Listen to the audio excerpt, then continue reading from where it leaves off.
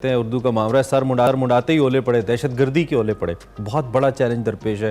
Unfortunately Pakistan के अंदर जो टेररिस्ट एक्टिविटीज़ हैं या टेररिस्ट अटैक्स हैं उनके अंदर इजाफा हुआ है। एक तो वो हुकूमत उससे निमट रही है, दूसरी जानिब सियासी महाज के ऊपर जो ओबियसली एक बहुत बड़ा चैलेंज होता है किसी भी पोलिटिकल गवर्नमेंट के लिए और वीकर पोलिटिकल गवर्नमेंट के लिए, वो शहबाज साहब को पेश आ रहा है। लेकिन इतना जल्दी पेश आएगा ये हमें नहीं मालूम था। इस वक्त अपोजिशन एक ग्रैंड अलायंस बना रही है, बल्कि बना चुकी है और एक तहरीक का आगाज़ कर दिया गया है। 6 रुकनी जो अपोजिशन इत्तेहाद है जिसमें पाकिस्तान तहरीक इंसाफ शामिल है, पश्तूनख्वा मिली अवामी पार्टी शामिल है, जमात इस्लामी शामिल है, बलूचिस्तान नेशनल पार्टी है, सुन्नी तहरीक है और मजलिस वादतुल मुस्लिमीन शामिल है। वो इस तहरीक के अंदर शामिल हैं और महमूद खान अचकजई साहब जो कि सदर के उम्मीदवार भी थे तहरीक इंसाफ के, वो इस तहरीक के सदर भी हैं। इस तहरीक को तहरीक तहफ़्फ़ुज़ आइन का नाम दिया गया है, आपको मालूम ही है, और पशीन में एक पहला जलसा भी हो गया है। इसके बाद मुल्क भर में अब एहतजाजी जलसे का ऐलान किया गया है। बैरिस्टर गौहर ये कहते हैं कि अगर 70% लोग निकल आए तो मुश्किल हो जाएगी। और इसके अलावा जो 3 बड़े शहर हैं मुल्क के, पंजाब की अगर बात करें, लाहौर है, कराची है और बड़े जो शहर हैं, इनमें भी ये ऐलान किया गया कि जी जलसे यहाँ पे किए जाएंगे। अब सवाल यहाँ पे ये पैदा हो रहा है कि जो बानी पीटी आए हैं उनके बगैर क्या ये तहरीक तहफ़्फ़ुज़ आइन कामयाब होगी, because he is a crowd puller, we know. और मौलाना भी इसका हिस्सा नहीं है। मौलाना फजलुर रहमान के हवाले से कहें तो वो भी 10 रोज़ बाद बलूचिस्तान से अवामी असम्बली के नाम से एक आम इंतखाबात में जो मुबैना धांधली है उनके मुताबिक अपनी तहरीक का आगाज़ करें। लेकिन मौलाना seems taking a solo flight, so this is an interesting story कि मौलाना सोलो फ्लाइट इस कॉन्टेक्स्ट में क्यों ले रहे हैं। शहबाज साहब कैसे मामलात को लेकर चलेंगे, बट शहबाज साहब हैज़ ऑल्सो जिसे कहते हैं ना तुर्क का पत्ता, और वो ज़बरदस्त निगोसिएशन के लिए या टू कंट्रोल द सिचुएशन उन्होंने जो प्रेसिडेंट की सीट पर आसिफ अली जरदारी साहब को वो लेकर आए हैं, वो दूसरी जानिब एक बड़ा ज़बरदस्त उनके पास एक कार्ड है जो वो खेल सकते हैं। सो लेट्स सी जरदारी साहब plays his role, how he plays his role, and establishment is also there. जाहिर बात है इस गवर्नमेंट को एक बैकअप सपोर्ट है एस्टैब्लिशमेंट की, तो इस पर भी हमें देखना होगा। हमारे साथ इस वक्त प्रोफेसर ताहिर मलिक साहब मौजूद हैं। इस इंटरेस्टिंग गेम ऑफ चेस को ज़रा उनसे डिस्कस करते हैं और थोड़ा समझने की कोशिश करते हैं। Professor thank you very much and good morning. आप कैसे हैं सर, खैरियत से हैं? How is your morning? बहुत शुक्रिया, गुड मॉर्निंग और गुज़श्ता ईद मुबारक सर। थैंक यू, आपको भी बहुत ईद मुबारक। सूरत हाल आपके सामने है, मुझसे आप ज़्यादा बेहतर इस सूरत हाल को देख भी रहे हैं और समझ भी रहे हैं। सबसे पहले तो इस सारी सूरत हाल पे ओवरऑल अपना तज्जिया हमारे सामने रखिए, आप कैसे देख रहे हैं सिचुएशन को, शहबाज साहब इन पर्टिकुलर? खारजा पॉलिसी के माज पे चैलेंजेस हैं, दहशतगर्दी की एक लहर है जिसका सामना हुकूमत के साथ साथ रियासत को है, और रियासत को उसके ऊपर एक वाज़े पॉलिसी जो है वो लेनी है। और तीसरा जो सियासी अदम इस्तेहकाम है हमारा, वो भी अब एक स्ट्रक्चरल इशू है। वो हुकूमतें बदलती रहती हैं लेकिन सियासी अदम इस्तेहकाम वहीं बरकरार रहता है। इस दफा ये है कि नवाज शरीफ माइनस हैं, लेकिन जैसे कि आपने अपने सवाल में बताया कि आसिफ अली जरदारी जो पीपल्स पार्टी के रहनुमा हैं वो सदर हैं। अब वो कल भी जो उनकी तकरीर थी बिलावल की, उनकी उस जानिब वो इशारा तो करते हैं कि सियासी अदम इस्तेहकाम नहीं होना चाहिए और सियासी तकसीम और पोलराइजेशन खत्म होनी चाहिए। लेकिन कैसे खत्म हो? पहले तो वो सदर नहीं थे, अब वो सदर हैं, अब उन्हें एक वाज़े इसके ऊपर एक रोड मैप देना चाहिए। और मैं अब अगली उनकी तकरीर का मुंतज़िर हूँ जो वो पार्लियामेंट के मुश्तरका इजलास से करेंगे। अब वो सदर का एक अहम आईनी ओहदा उनके पास है, यूसुफ रजा गिलानी इस दौरान ईद से कबल वो सेनेट के चेयरमैन बन गए। तो ये जो एग्जिस्टिंग पॉलिटिकल स्ट्रक्चर है, सिस्टम है, इसके अंदर वो कौन से चैनल्स और वो कौन से ऐसी हिकमत अमली के तहत इस सियासी तकसीम को कम करेंगे। कम होना भी चाहिए क्योंकि इकोनॉमी भी इससे जुड़ी है और मुल्क और रियासत का मुफाद भी इससे जुड़ा हुआ है। और जो जहां तक ये कि तहरीके इंसाफ में के अंदर भी एक रियलाइजेशन है, और एक तो जानिब तो वो अपने कारकुनों को ज़िमनी इंतखाबात हैं, रवायती बयानिए पे, दूसरी जानिब KPK में जो हुकूमत तश्कील पाई है वहाँ हमें चैनल्स ऑफ कम्युनिकेशन नजर आते हैं। वो रियासती इदारों के साथ, वो वफाकी हुकूमत के साथ इश्तराके अमल की फिजा नजर आती है कि जो कि एक जरूरी भी है सूबाई हुकूमत के लिए।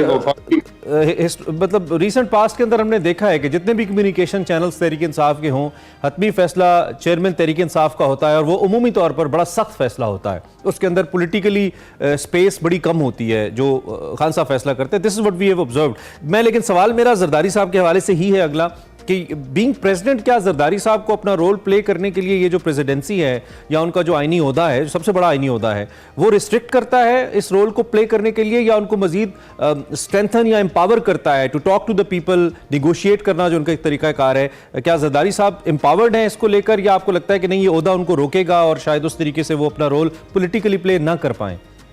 2008 से कबल तो ये थी कि जो इक़्तिदार की तकोन थी उसके अंदर सदर जो है वो अहम तरीन एक फरीक था, लेकिन आसिफ अली जरदारी साहब ने बैसियत सदर अपने इख्तियारात, वो पहले सदर हैं जिन्होंने पार्लियामेंट को मुंतकिल कर दिए। लेकिन जब एक इंडिविजुअल है और एक इंस्टीट्यूशन है, अब अगर यहाँ इसहाक खान साहब देखें तो वो एक ब्यूरोक्रेट थे और ब्यूरोक्रेटिक तरीके से चीजें करते थे। उनके इर्द गिर्द भी ब्यूरोक्रेटों का झुरमुट था, जिनमें रोहिदाद खान है, दूसरे हैं। लेकिन जब आसिफ अली जरदारी साहब जब इस मसनद पे फायज हुए तो वो एक सियासी आदमी, और उनकी दो तीन मैं समझता हूँ कि सियासी आदमी की खूबी होती है। एक तो उनकी इंटरेक्शन बड़ी वाइड होती है, तीसरा ये है कि वो ये जो बराह रास्त लड़ाई है उसका वो हिस्सा भी नहीं। ये जो इस वक्त लड़ाई है ये माबैन है मुस्लिम लीग नून और तहरीक इंसाफ और मुक्तदर हलकों के दरमियान। ठीक है। तो एक जब आप किसी लड़ाई के फरीक ना हो तो उसके अंदर आपका एक डिफरेंट व्यू होता है, और हमने देखा है कि पीपल्स पार्टी का व्यू डिफरेंट है, लेकिन उनके पास स्पेस कितनी है और उस स्पेस को वो इस्तेमाल कर पाते हैं या नहीं कर पाते ये देखना है। हमने ये देखा है कि चेयरमैन सेनेट के मामले में उन्होंने स्टैंड लिया। वो कुछ हल्के ये चाहते थे कि साबिक वजीर आजम अनवारुल हक काकड़ चेयरमैन सेनेट बने, लेकिन जरदारी साहब ने स्टैंड लिया और एक अहम जो आईनी इदारा है वो पीपल्स पार्टी के पास आया। तो वो अगर इसमें करना चाहे तो कर सकते हैं। इसमें इमरान खान साहब पे भी है कि वो जो उनका रवायती मौकफ है कि वो पीपल्स पार्टी और मुस्लिम लीग नून को एक ही लाठी से आंकते हैं, ये दुरुस्त नहीं। जिस तरह मौलाना फजलुर रहमान के बाब में और अचक जई के बाब में उनके रवैये में तब्दीली आई है, तो बहरहाल उन्हें सियासी जो स्टेक होल्डर्स हैं उनके साथ बैठना होगा, उनके साथ अच्छा, बात आपने मुक्तदर हलकों का जिक्र किया, एस्टैब्लिशमेंट का जिक्र किया, तो मोस्ट इंपॉर्टेंट स्टेक होल्डर्स अभी 1-1.5 महीना पहले तो हुकूमत आई है, और उस हुकूमत में डेफिनेटली हमें मालूम है पाकिस्तान की तारीख के अंदर एस्टैब्लिशमेंट की आशीर्वाद के बगैर कोई हुकूमत नहीं आती है, अप्रूवल के बगैर भी मैं अगर कहूँ तो गलत नहीं होगा, because now things are open. हम इसको कितना ढका छुपा रख सकते हैं, और इसके आने के फौरन बाद ही 1-1.5 महीने के बाद ही ये अलायंस बन जाना, आप इसको कैसे देख रहे हैं? क्या सिग्नल है? क्या वहाँ से कोई प्रॉब्लम है, हुकूमत को कोई प्रॉब्लम है?